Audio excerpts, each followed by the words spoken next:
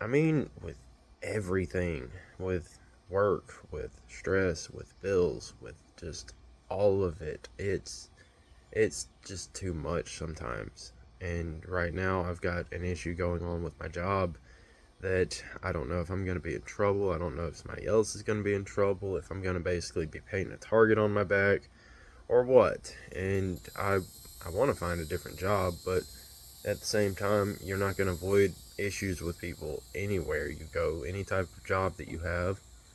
And I mean, sure, it's a job that doesn't fully like help me pay all the bills. I don't know if you guys can hear whatever that bug is over there, but it is extraordinarily loud wherever it's at. Um, but I'm just beyond what would be a breaking point at this point because I've lost like half of my things now at this point towards being able to do YouTube stuff. I don't have a PC. I don't know what to do. I don't know how to get more resources. I don't know how to get ahead. I don't know how to stop living check to check. And I'm not even at a bad paying job. I'm not. I mean, I'm really, if I start looking for a job, I'm going to have to take a pay cut to find a new job. And that is going to hurt. The fact that I'm going to have to wait months for my benefits again, that's going to hurt. The fact that I'm not going to be instantly like putting into a retirement plan or 401k, that might hurt. I don't know. That might not. But it's it's just hard to keep restarting. Like it at first, it might not seem like that big a deal just to quit a job, go start a new one, but you go start a new job, you stay there for 2 or 3 years, you start to feel comfortable there, and an issue comes up, or you lose it, or you get laid off. You have to go find a new one, work there for a few years, same thing. Go find a new one, work there for a few years, same thing.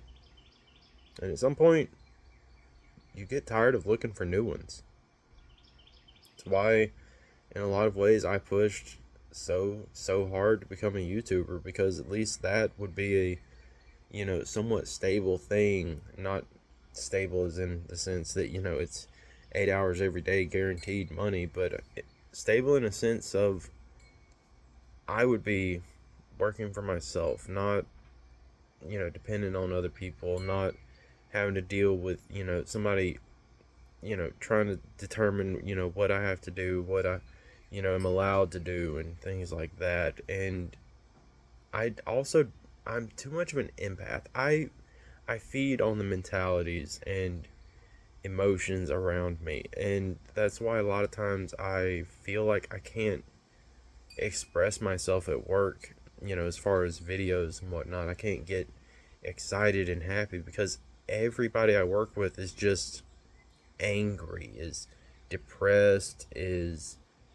just don't care about where they're going in life, have no ambition, and it it's like a black hole. Like if you've ever just been the only energetic person in a room full of downers, you know that you can't maintain that energy. You can't. You might for a few minutes, you might for a couple of hours, but eventually, man, it's just gonna fade away. It's just gonna be a matter of just okay, whatever. I'm just gonna be here.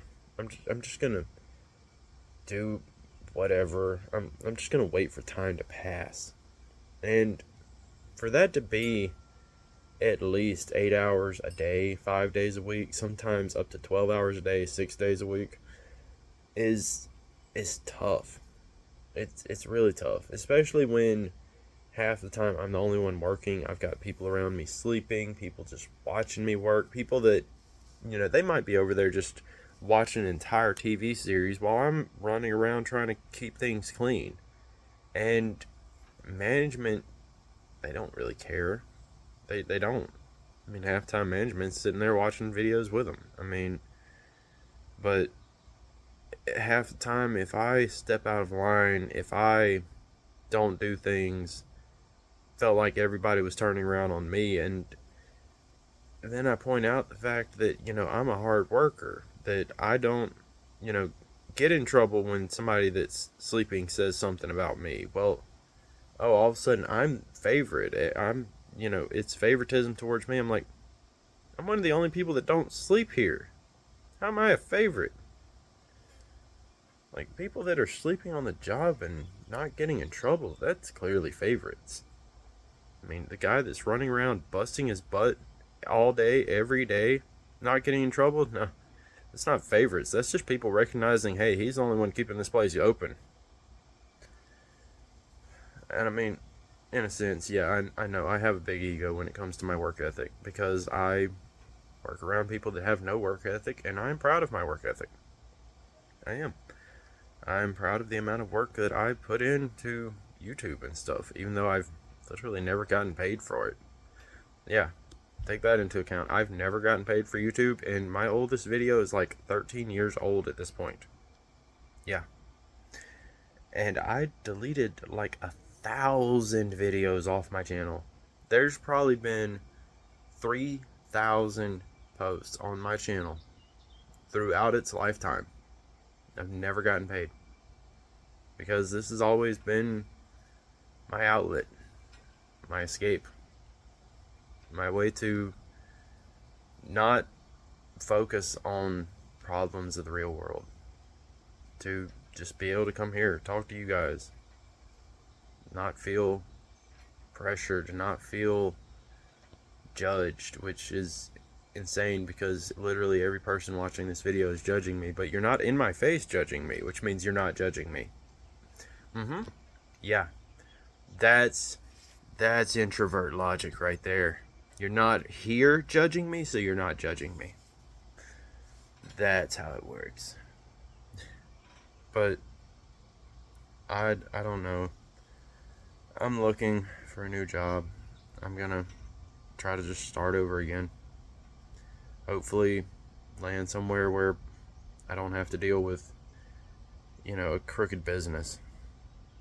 Like, I'm okay with strict business. I'm okay with managers that'll tell you, you do this, get on that, stay on top of this, stay on top of that.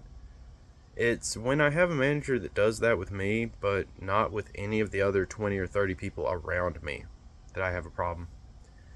Especially when, some of them have been there, a year or two longer than me. Some of them have only been there 6 months.